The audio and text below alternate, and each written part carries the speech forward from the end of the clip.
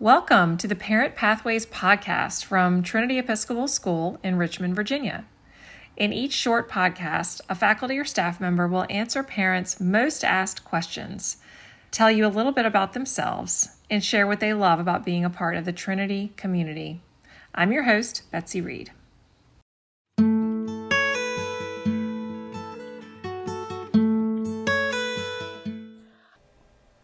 All right, welcome to our Parent Pathways podcast, and I'm here today with a new face on campus this year, but also someone very familiar with Trinity. It's Chris Hugate. He's our new Director of Security. Welcome to the podcast. Thank you. Thanks for being here today. Well, I'm happy to be here. Good. Chris, congrats, first of all, on your retirement from 27 years with Chesterfield Police. Correct. Congratulations Yeah. on your new job. How does it feel? Well, it was certainly a short retirement. I think it lasted about 4 hours, but it feels great. I wasn't ready to stop. I knew I still had a passion in this for school safety, and I knew that the timing was right, and I'm just excited to be able to continue a second career. Awesome. Tell me a little bit more about your background in law enforcement and then what brought you to Trinity. So I started, obviously, like you said, 27 years ago.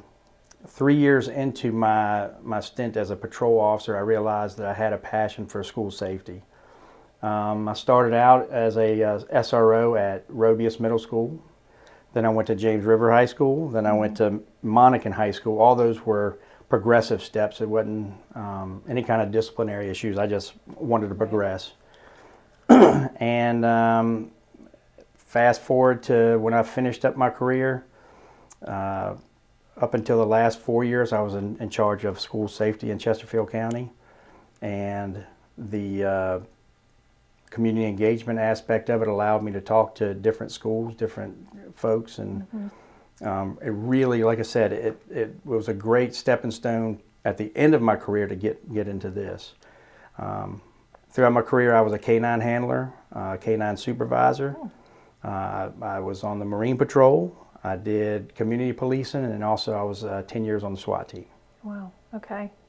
And then you sent your son Carter to Trinity, and your new career was born. Correct. And tell me about you've been coaching here for a little bit of time? I have. So my son Carter, he's a graduate 2020. He came in 18 as a junior.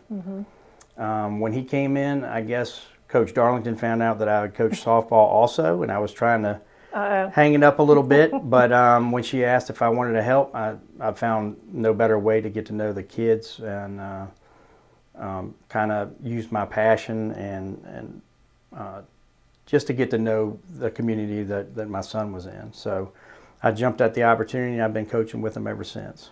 Great. So you are no stranger to our campus. No. But tell me a little bit about what it's actually like to be here every day in this new role. So I say I'm not a stranger to the campus. I was an outsider looking in for the most part, other than the softball field. But coming on campus and understanding a lot of the ins and outs and the routines of every day. Every morning I get probably 100 good mornings from, as I watch them walk into morning meeting. And I don't want to say that the environment was bad with the police department, but there's different personalities. Yeah. Some of those didn't align with mine, but here it just feels like everybody aligns with my personality. They're happy to be here and happy to be working with it. So what is a typical day like for you in your new role? So besides the good mornings, we have that's good right. mornings, The good mornings is the best happens? part. But so morning, I get here, get everything up. I pull the cameras up, make sure that they're working. And as I progress through the day after morning meeting, I'll constantly be kind of evaluating the campus of what can be better, what can I improve each day. And it's hard to say, but when you're in the mindset of school safety, you see small things. You see shrubs that may be overgrown that might be unsafe to be around a doorway or something. But I try to get by and see, the staff members and ensure them that I'm here on campus. If there's anything that concerns you, then bring it to my attention. I'll check my emails because a lot of times when teachers are teaching, they can't necessarily reach out to me, so they'll shoot me an email with a concern or something like that. Okay. Well, we've really enjoyed having you here. Thanks. And your constant presence and always fun to talk to. Speaking of fun, this is a lot of heavy stuff, but what do you do for fun, Chris? I mean, surely you're not doing safety stuff on the weekends. No, my wife won't let me do that. Even she's a teacher, but we enjoy our weekends. We go camping almost every weekend. Sometimes we'll take it off, and family's big with me, so we'll go. My son, he's a senior at VMI. We'll go up to see him. My daughter, she's in PA school, second year of that.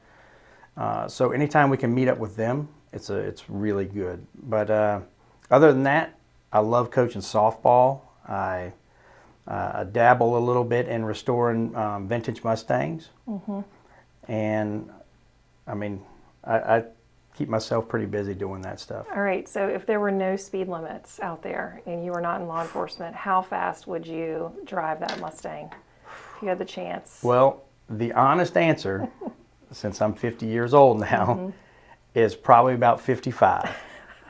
Just because my days of going fast are over. I was a driving instructor in the police department, so speed to me is, when you're not driving like that all the time, it can be a little scary. That's right. All right, good message for everybody. Yeah. Chris, thank you so much for coming by. I enjoyed talking to you.